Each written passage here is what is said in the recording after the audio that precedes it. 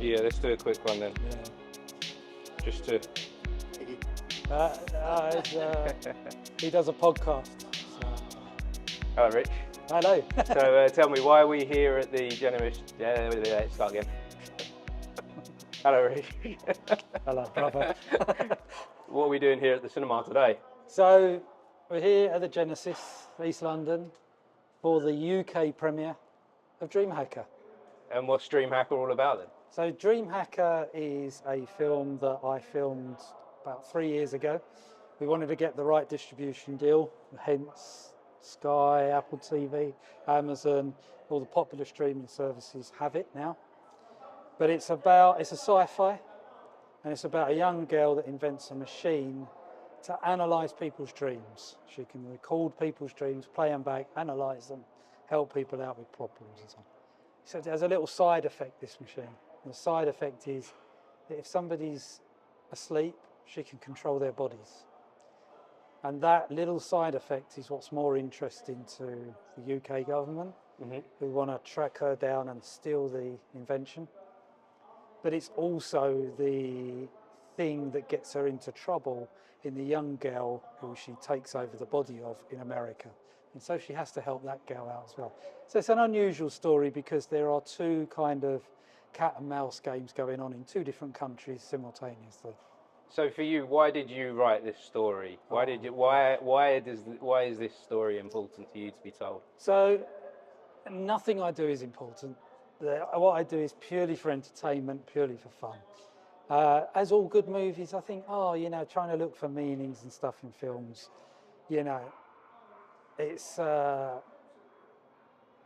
it's all right doing that, but I like to bring things back down to fun and just enjoying the moment, enjoying the fun.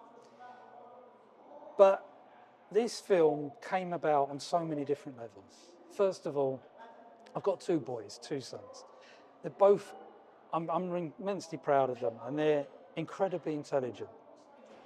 And for a long time, I wanted to write a film that centered around the hero being intelligent, not being, rippling muscles and beating people up and so on.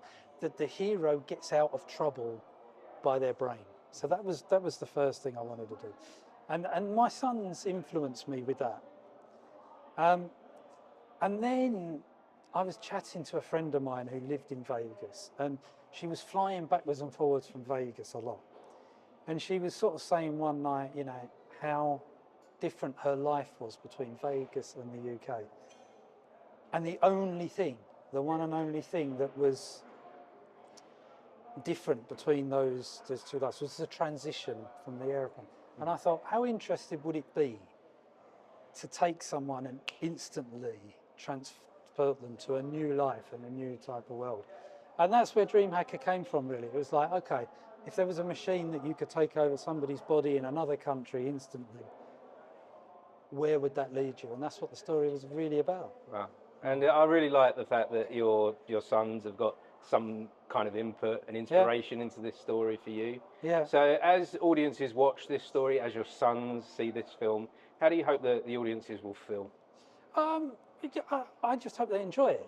Honestly, just hope they enjoy it, and I hope that they see those things maybe that I see, that a hero doesn't have to wear a cape, a hero doesn't have to be beating everybody up all the time.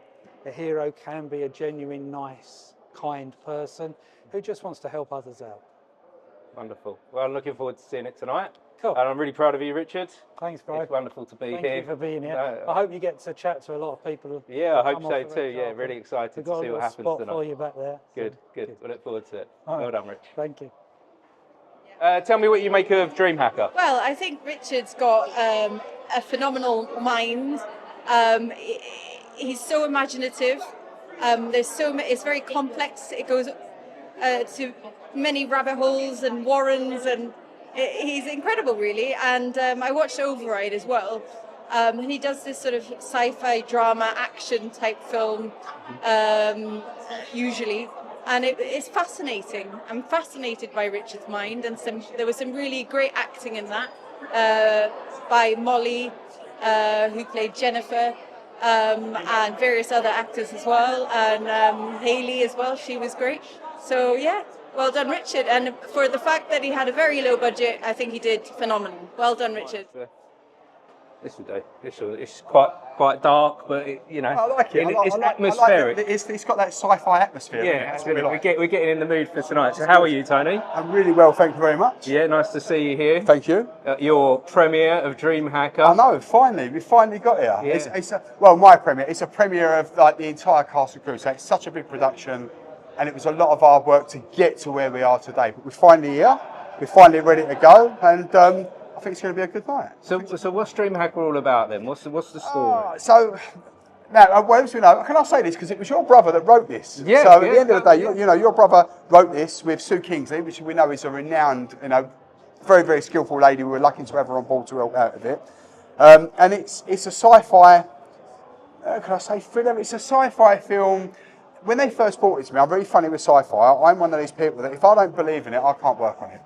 And it's about something where someone can tap in. Now, we're already tapping into people's waves and their brain waves, and we can see what's going on in their head. This is about taking that next step into the picture where you can actually visually see what's going on in someone's head, so you can help out their problems and their stresses and their needs, and you can see what's going on in their deepest inner thoughts of their life. And it's about Jennifer Connelly, the woman that creates this machine. Well, her parents create this machine. And their life suddenly gets taken away when she's very little. She gets looked after by another scientist that worked for her father at the time, very close friend, that turned out not to be such a good friend. I'm not going to say why, but he weren't such a good friend. He brings her up through guilt, I think, a lot of it. And she ends up coming back from America to Oxford, where she works on the Indigo Dawn Dream again, the machine, and finally cracks it and gets it working. The problem is, now the wrong hands want to get their hands on it. So it's thank you. It's all about it's sci-fi. It's about our dreams. It's about it's about something that's right cutting edge and really close to being real now. So I like to get involved with that. It was worth it. So you said to me that this was a film that you wanted to get involved with. Yes. Why was that? What drew you in? The fact that it was that I'm not a sci-fi fan. I've got to be honest. I'm not. Right. That's probably a terrible thing to say, and I'm so sorry. But we've all got our own genres. I'm very much drama based, me. But I can work on something that I really believe in. I find it difficult to bring a lot of passion to something that hasn't got my whole attention and my heart and my whole passion. And this had my passion. I read the script, I read it, it sucked me in. I looked at it and thought, this is something that's really possible, it's real, it can really happen. So I can sell it as true because it is almost true. So Tony, it's been a long road to get here tonight, hasn't it? It's been a long process. So now that you're finally here, it's the release date tomorrow. Yep. We're at the premiere. How do you feel right now? Over the moon. Excuse you. Alive. All cylinders firing. What can I say? I'm excited. I'm excited for me. I'm excited for the cast. I'm excited for the crew. I'm excited for everyone that worked on it. I think it's going to be. It's a great film.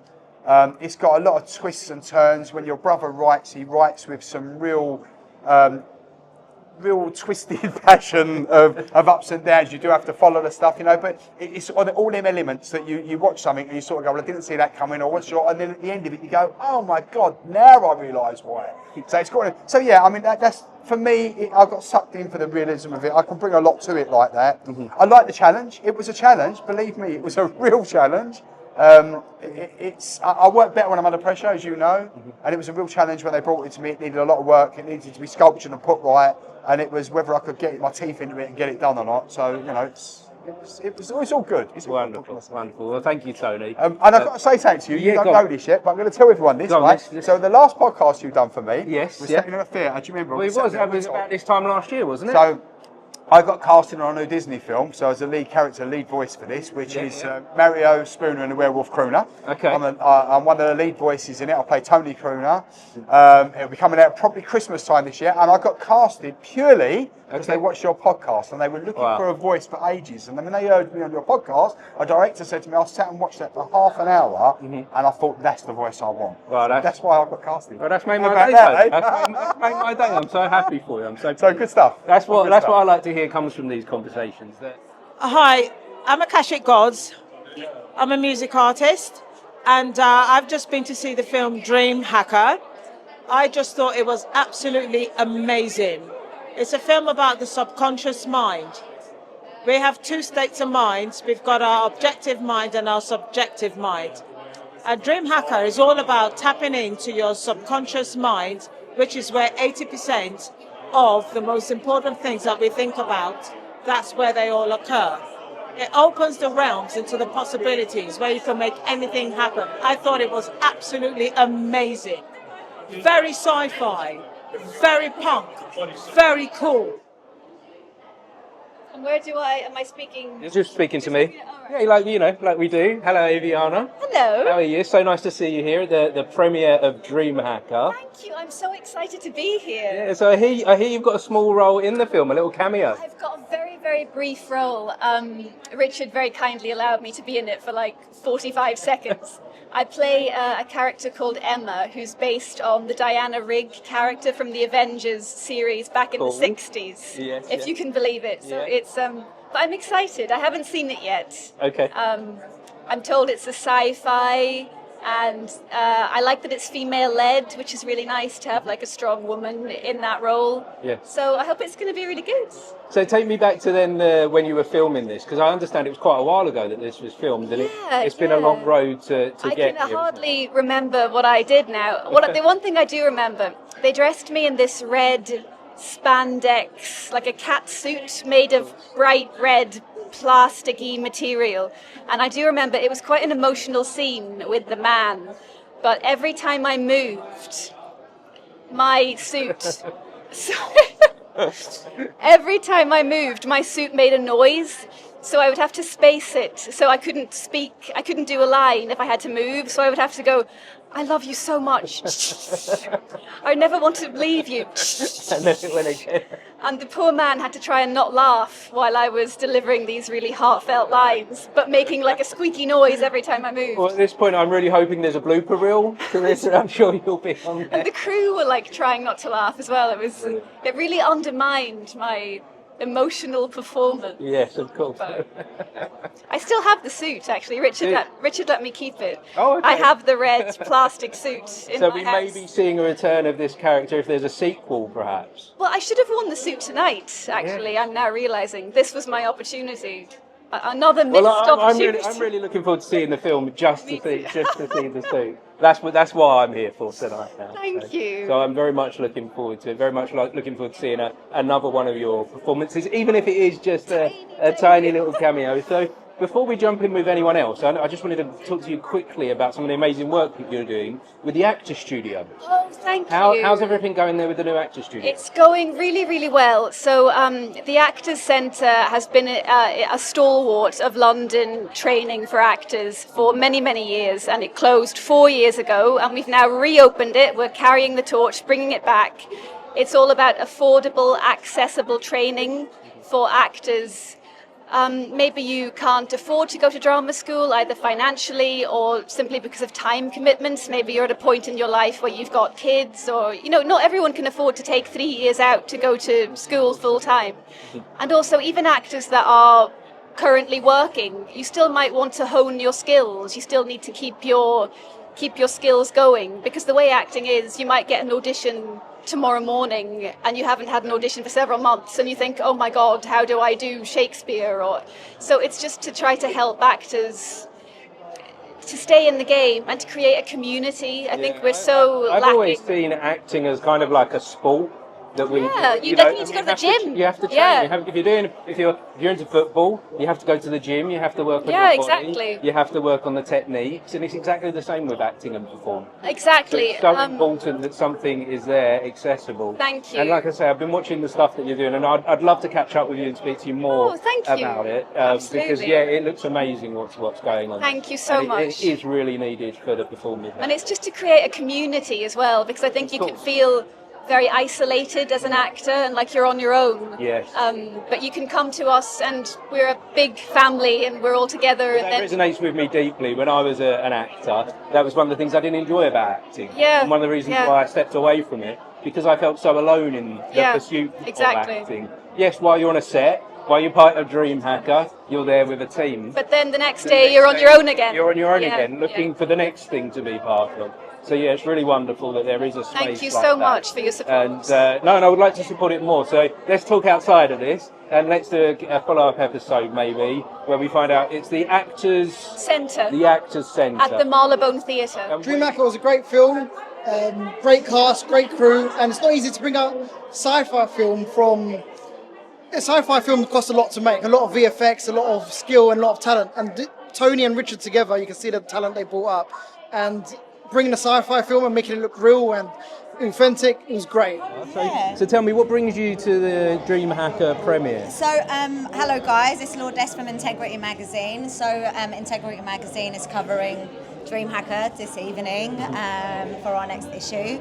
And I mean, I know Richard's involved with some phenomenal work with Joel van der Molen and does some amazing editing for some really, really big stuff. So honestly, honoured to be here, honoured to be representing Richard and DreamHacker, and yeah, that's it. It was quite captivating. It was really good. Definitely see a sequel coming. Definitely make a sequel out of it. It's like, I like the way they got the science involved. Yeah. It made you think about it. It made you really good acting. Got to see Luke half naked. That was a bonus. That was the highlight, was it? That was the highlight. Yeah, that was good. No, Richard and Tony have done really, really well. Really proud of them. Yeah. So welcome to the film premiere for DreamHacker. Thank you. I understand that you're not in this one. No, we're not in this one. No, but I do know you from British films and British TV. Yeah. So what brings you here tonight then? Well, I know the producer, Right. Tony. Tony Fadil. So Tony invited he's a us good and, mate. And yes, he invited us. And with the threat that we're going to work with him in the future. Oh dear. So what does that mean to you then, British cinema and working on productions like this? Everything. It's everything. It's funny. I recently watched Hamnet, which is, although I know it's a different scale of film, but it's still a fantastic small British film with a small cast and a fabulous story. There's a couple of others that I've seen recently. Tornado. Yes. With Tim Roth and Joanne Whalley, which is a fantastic film, and also The Return with Ray Fiennes. I know they're a different stature, but they're small films. I think that's where it is at the moment. They're small films led by British UK cinema. Yeah. It's important for us to support because actors coming up, it's really difficult for them to find work. So we need these small production companies and who are making brilliant films. I say UK cinema as the grassroots for the bigger cinema. It's the breeding ground, isn't it, of where everything begins. If I had to describe watching a movie by Richard Colton, I would say it's like a roller coaster ride of great movies like Inception. This particular movie had a little bit of Quantum Leap, Body Snatchers, Ready Player One, a lot of Spielberg genius concepts going on, and a lot of really relevant themes as well. He had AI, hacking dreams. You need to get inside the mind of Richard Colton, because I think more and more movies that he makes, you're going to see a masterpiece coming soon. Mark! Warren, good to see you, buddy. Yeah, so nice to see you again. It's been a little while, hasn't it? It has. I think it's been about a year and a half. Yeah, I'm not sure. When I was out in when you came visited at the theatre and was on the podcast. Yeah. So nice to see you here tonight, the premiere of DreamHacker. I know. So are you involved with the film? No, I'm not. No, but, okay. Richard sent me a WhatsApp, invitation. Nice. And I thought, hey, I can't miss this. No. A continuous supporter of British independent film. Exactly. The Colton brothers. And the Colton brothers as well. We don't normally get referred to as the Colton brothers. So I appreciate that. I think that's something to appreciate. Yeah, for sure. Yeah. But you yourself, Mark, you're doing things. You're doing big budget Hollywood films, major TV series. I did one big budget film last year. Yes. Just a day shoot, but with the lead actors. Okay. Can't say much about it. Oh, it's top secret but still, is it? It's top secret. Oh, okay. I didn't realise it was top secret. Yeah, but then you come back to the British film again. Yeah. You come back to I'm also producing myself. Okay. What I produced a 40-minute short film in Greece, and, which 80% was shot in Greece and 20% in the UK. That's now on the film festival circuit. Right, okay. So, what's the name of this film? Darkly Bright. Darkly Bright. Yeah. On the circuit at the moment. About a British guy with some Greek connections, becomes, his mother dies, so he gets an inheritance, goes to Greece for a holiday, falls in love. Yes, but it's not quite what it seems. Oh. So things happen. And are you in the film as well? No, starring just produced it. You're just behind the scenes for this one? Yeah. Okay, cool. Did a lot of work, a lot of leg work there. Yeah. But, it went well. And how does that influence the work that you do on the stage, on the screen? It just gives me another outlet when I'm not actually acting on the stage or in front of the camera. Yes, yeah. It gives me something else to do. I'm a good organizer. I'm good with numbers. So, that's why I got into that, because I also own a security company. Of course, yeah. So, that's a lot of organization there. Yeah, and so the producing fits nicely. Fits in it's nicely. somewhere in between the security and the acting. There's producing, isn't Exactly. I'm also a BAFTA member now, a full BAFTA member. Okay, so what does that mean for you? That means, I can go down to 195 Piccadilly. Okay. And imbibe in the bar, or coffee. Okay. I get to go to BAFTA socials, BAFTA premieres, that they show premieres of movies. Get to vote. I've just recently voted on the BAFTA awards. No. Still in progress. Yes, but I am actually attending the awards with my wife. Okay. The red carpet and then the meal. Can you say what you voted for? What are there any No, films? I should probably keep that quiet for now. Are there any films then that we should be looking out for in the near future? Anything that all the movies that have been nominated for the Academy Awards, a lot of them are up and running with BAFTA as well. Wonderful. Oh, I'd really like to Sinners, catch up of with course, you some more, Mark. Yeah. Find out you've been doing some amazing stuff since I spoke to you last. Yeah, thank you. So I'd like to keep up to date with you. No, for sure. Be nice to follow up, and maybe after the film, see what you made of Dream Hacker. Yeah. That's wonderful. Yeah. Thanks again, Mark. Thank you. Thank you. Cheers. Well done, mate. Tell me a little bit about what brings you here to the Dream Hacker premiere. So, funnily enough, I was here only a couple of months, about 6 months ago, we had the premiere for Jafakin. Right, okay. Where I played Big Al. Yeah. That was obviously by Freddie Nawaka. One of the cast members, Tony, has invited me down to the premiere. Yeah. And I've got a free day in between all of my other bits and pieces and moving parts of my life. So obviously I thought I'd come down and support the movement and do a bit of networking. Yeah, and it's supporting British cinema as well while you're here, isn't it? Massively, massively. I mean, the independent film market right now, let's face it, the cinema franchise and theatre is in the most unique space and time we've ever been in. What with streaming, changing the narrative of the game, investors pulling out left, right and centre, we just need to support each other in this kind of space and time we find ourselves, do you know what I mean? That's right. I really like to hear that. I really loved the film. I thought it was great. And so what did you enjoy about Dream Hacker? I'm a person that likes my imagination, so I thought there was a lot of imagination behind it, and I really enjoyed that. And also, just getting lost into the imagination of being in a dream and someone catching it. I thought it was great, a great idea. It was different as well, very different. And I've never seen anything like that before, so it's very interesting. Hey Molly. Hello. So we're here at your premiere of Dream Hacker. We are. I understand it's been quite a long road to get the film here tonight. It's been a while, but these things happen. You just have to sort of go with the flow.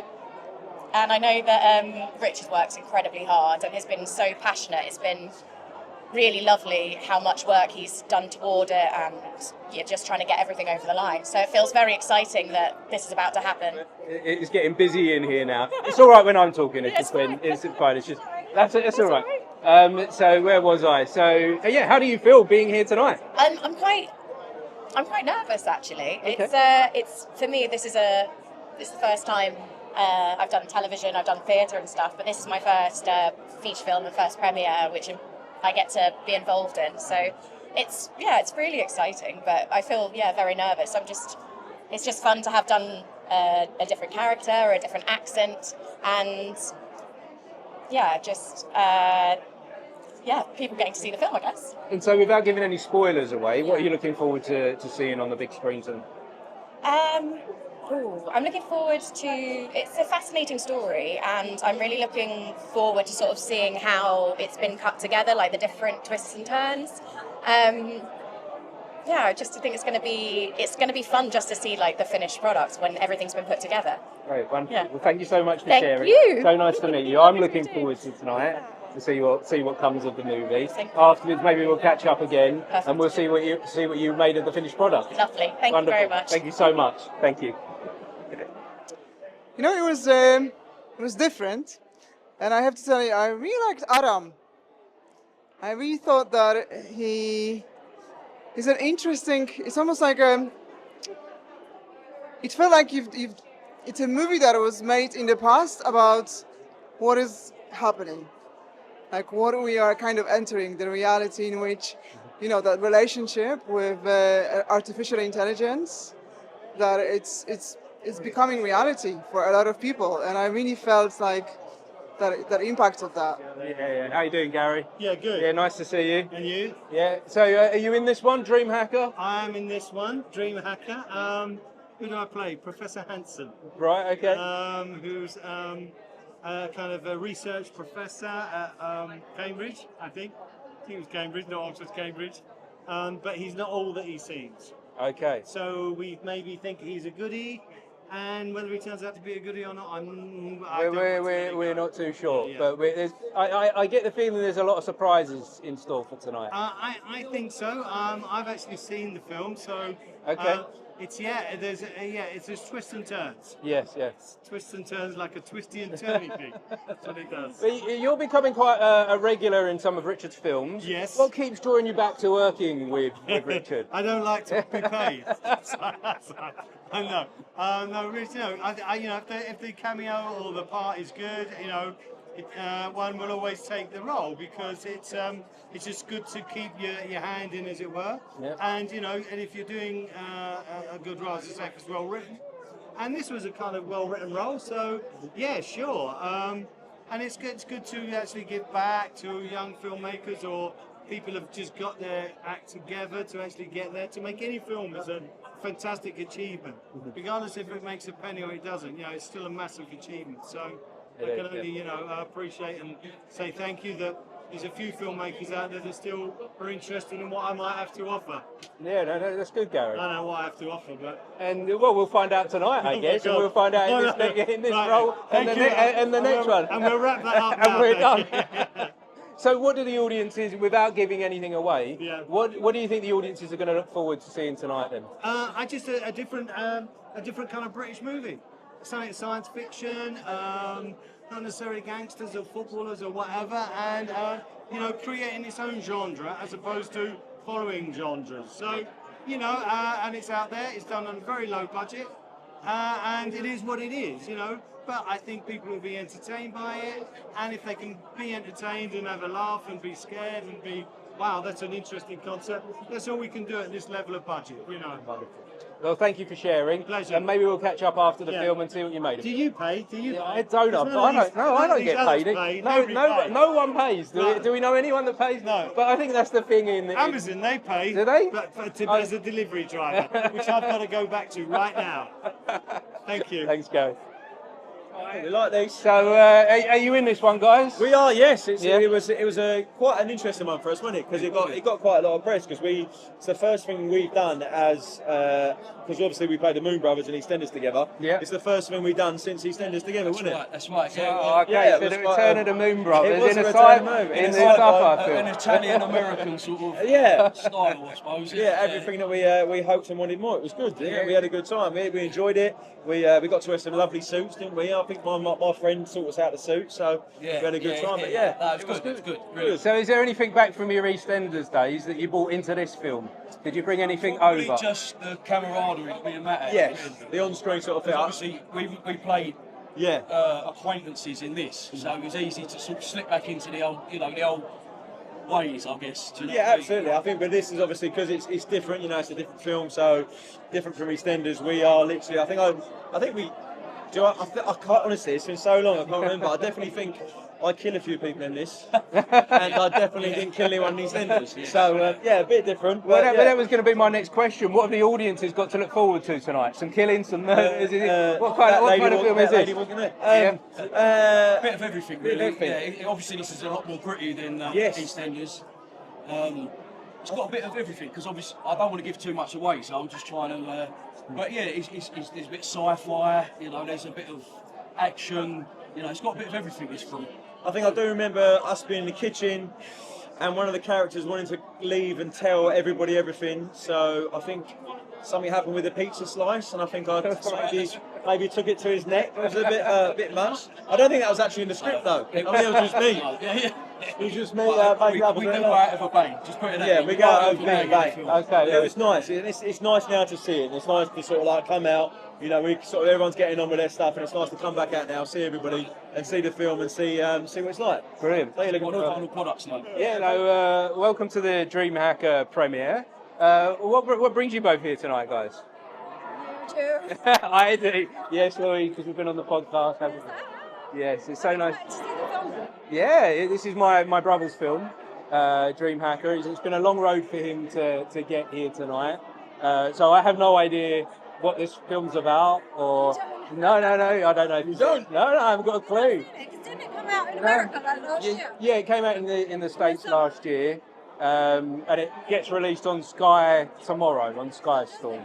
So this is the UK. I'm going to make all my family watch it on Sky, and I'm Yeah, I went to the premiere of that one.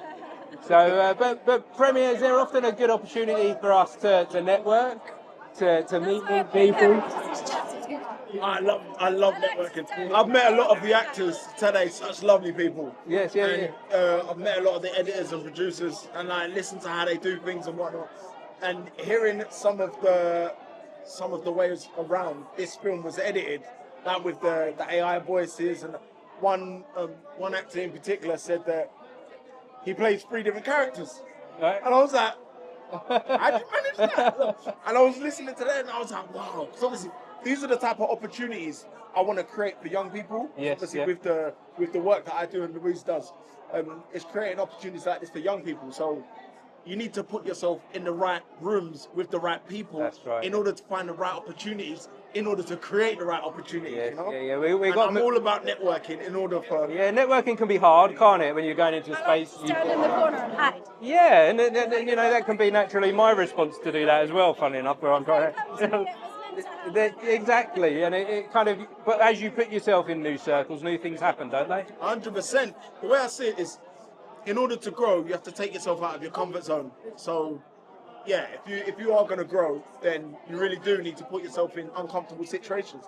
And sometimes going to networking events and speaking to strangers is difficult, and it really requires a lot of confidence and resilience, because sometimes people won't even have no interest in what you have to say. No. So sometimes it's about just introducing yourself and just making people have no choice. Yeah. And so what's your secret then? How do you do it? How do you do it? Sometimes you just wing it, and other times it's about letting the other person speak first. Introduce yourself. Like, a lot of the time I tell my young people, I said, if you want to start a conversation with someone, introduce yourself. Don't go up to someone and say, oh, what's your name? What do you do? Introduce yourself first, and it makes them feel more obliged to introduce themselves back. Yeah. And this person sounds interesting. Or don't even introduce yourself. Come with a fact. Yeah. Compliment someone on their attire. There's many ways of starting a conversation. Someone told me once, the most interesting person in the room is the most interested. Exactly. I'm taking that. And I take that every time I go into networking. That's the mindset that I go in with. I'm interested. Yeah. Exactly. And if you lead with that, you'll generally tend to have a good time as well. Active listening goes a long way. It does. And on that note, I think people are going into the cinema, so we'll jump right in. What are you looking forward to with this film tonight? Oh man, I'm looking forward to all of it. I'm not gonna lie. Intrigued by the dream, like that action from the trailer. I'm nervous that some of them are having nightmares, and I'm gonna have nightmares. But mostly, I'm excited for the weird ones. Excited and intrigued. Yeah, exactly that. Well, thanks again, guys, and we're going to catch up again in the future. 100%. You're going to join me on my podcast, and Louise, you're going to be back on the podcast. You're always on the podcast, a regular. You know, I've seen you in a lot of British cinema. Yes. You're a fine actor. You're supporting British cinema a lot. What brings you to the film premiere tonight for DreamHack? Tony invited me. Right. Okay. Yeah, he sent me a WhatsApp, and I thought, why not? Yeah, come and support it. Yeah. It's great to see this cinema as well, because I actually support the Cinema Theatre Association. Okay. And they try and stop cinemas being demolished. Mm-hmm. And and if they're going to knock one down, they'll take it up legally and try and stop it happening. So, all these lovely old, and this goes way back, I'm sure, isn't it? Yeah, well, there's 30s, Charlie Chaplin performed here. Really? Is what I hear. That's the rumour I'm hearing tonight. There's a lot of history in buildings like this. Yeah. So tell me a little bit about the work that you do then with this. Is it a charity? Cinema Theatre Association was a conservation group, I suppose, and I've been with them now for many, many years. As I say, there's some amazing places that people don't realise. I mean, how incredible the architecture was and still is. Yes. Like you said, there's a cinema in Kilburn called The State. It's got like marble floors and these great staircases and beveled mirrors, and there's some quite amazing cinemas around actually that haven't been demolished. So we try and stop all that. I'll tell you what was good for keep conserving the old cinemas was Bingo. Right, okay. When the Bingo took the cinemas over, they didn't smash it up, they didn't destroy it. But kept it much the same as it was. We're in a moment with cinema, aren't we, where everything's moving to online, Netflix, Amazon Prime, you're finding all the movies there. The cinemas are becoming these places where Marvel and Disney kind of take over, but there isn't so much room for the smaller or the mid-budget films. So cinemas are struggling to stay alive.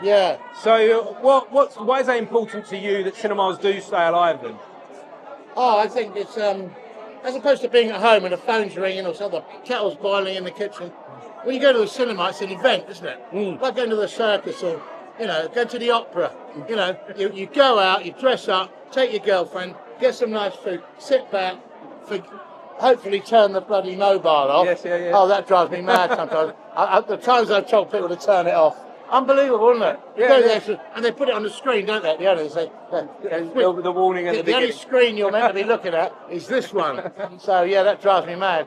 Actually, the other day I went to see Avatar, the Avatar 3, and I couldn't believe it. Somebody taking somebody into the cinema who was like mentally unbalanced, and they were shouting and screaming through the movie. I sympathise with somebody like that, but they shouldn't take them to the cinema. No. So anyway, basically, to get back to what we were saying, let's hope we do retain it, and educate new generations as well. That just watching a film on your phone at home is not the same. No, and whilst you do have those experiences in cinema, sometimes people are disruptive. Sometimes people don't understand the environment. No. Most of the time, it's a community experience. Yeah. And it's an experience that I've lived with, that I appreciate, that has been important to my life and my personal development. And everything I love about cinema is in that room, So I'd love to talk to you more about this. Yeah, I grew up with the cinema. Didn't have a TV. My dad banned it. They're down in North Kent. I went to an Odeon twice or twice a week. So that was ingrained in your young cinema, age then, Saturday morning pictures and all that. And I was just remembering, talking about how fantastic it can be in the cinema. Yeah. When I first saw Indiana Jones, the first one, right at the beginning, I don't know if you remember it, he escapes. It's that big ball and all the rest of it. Of course, iconic. And then all the Indians are the natives are firing all these arrows at him. And he gets on the plane and he's gone through hell and he flies off. The entire audience cheered. Yeah. And you don't get that much, do you? No, you don't get that so much anymore. They were so happy. No, and that he'd escaped. The first time that I got that in a long time was Spider-Man after COVID. Oh yeah. There was a moment after COVID where there was a real appreciation for cinema again, an appreciation for us all coming back together. Yeah. And that was a magical moment that will live with me forever. And you can't get that at home. No. You can't get that on your mobile phone by watching a film. You can only find that here. So where can I find out a little bit more about your organisation for supporting cinema? Well, it's basically called the Cinema Theatre Association. I haven't got a card or anything on me, but you can find it on just Google it. Great. CTA, okay. I'll take a look. Thank you so much. Support us, please do. I will do. I thought it was fantastic. What did you think? It's a very good film. Yes, very good. Here we go. Hey Cameron, how you doing? I'm good. How are you? Yeah, you looking forward to this tonight? Your dad's film. Yeah. Yeah. So do you know anything about the film? Is this going to be the first time you've seen it? First time I've seen it. I've heard a little bit about it, but I've tried to keep it a surprise. Yeah. So your dad was telling me earlier how you were kind of one of the inspirations behind writing this film. I didn't know that. Did you not know that? Didn't know No. So he was telling me a lot about superheroes and about how it's important for superheroes to use their brain and be quite intelligent. And you yourself, you're always using your brain. You're very smart, and that's kind of what led him to write this kind of sci-fi superhero story in this kind of way. When your dad does this stuff, how does that kind of make you feel? It makes me feel proud. knowing it's about me or inspired by me makes me feel prouder. Yeah, it's good. Nice. It's So always good to be creative. yeah. So what are you looking forward to tonight? Just having a good time, really. Just got two of my mates here. Yeah. And brought them up, so hopefully it's a good time. Nice. Well, yeah. Well, maybe we'll have a chat afterwards. See what you made of the film. Get your honest opinion, and maybe give your dad some critical feedback. Yes. Wonderful. Thanks again, Cameron. Well done, mate. Okay, so one of the main actors. Yes. You did the voiceover. Yes. As the AI. You as the AI within the film. So you're quite a pivotal role, but you're not going to be seen in the movie. Perfect for me. Is it really? Is that? Yeah. No gym commitment. Yeah. Absolutely all good. So is that what you specialise in then in voiceover? That's my preference. Yeah, 100%. What, tell me a little bit more about that. What is it you enjoy then about the voiceover compared to being on the screen? And in terms of Dream Hacker, I think it's just a really interesting choice. I think Richard is an ambitious writer. I think it's an ambitious film. I think it shows off a lot of good things that he's able to do. And I think that adding that element of a voiceover to a character that already pre-existed, which means going through every scene and redoing it, but for the effect of what it brings in terms of, it's an AI character, doesn't necessarily mean that the voice is going to match the figure. Yes. And if you look at him, he's definitely a lot taller, a lot more handsome than I am, so it works out. Yeah, and I was actually there in the studio whilst you were doing some of your recording. Awesome. So I got to see some of the fun that you were having in the studio. Yes. So tell me a little bit about what you're expecting to see tonight and how much you're looking forward to seeing this film on the big screen. Well, look, I love movies, all kinds of movies. Yeah. I think it's going to be a laugh, a good laugh, with some really serious sci-fi elephants. Elephants? Yeah, elephants? Why not? Elephants. Absolutely, there's no elephants in the film. There's some sci-fi elements that actually make you think. So there's a lot of deep thought in there, there's a lot of ambition in the film. But I think it's also got some good laughs in it too. Great. I think it's fun. Okay, here we go.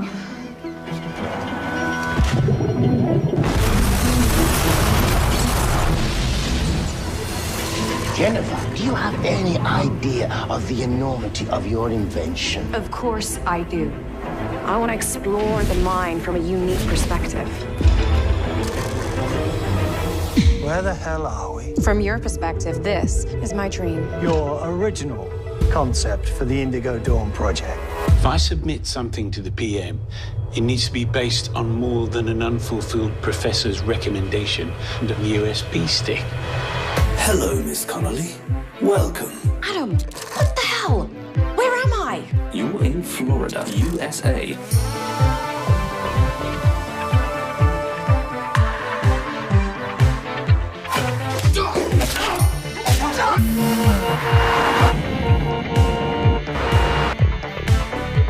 About time. Where have you been? No one could find you. I was about to call the police. But no, don't do that. I've got it all under control.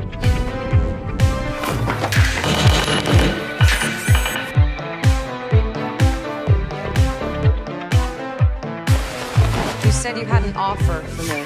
We who control the minds and actions of world leaders. So that's what you want? World domination? Oh my God.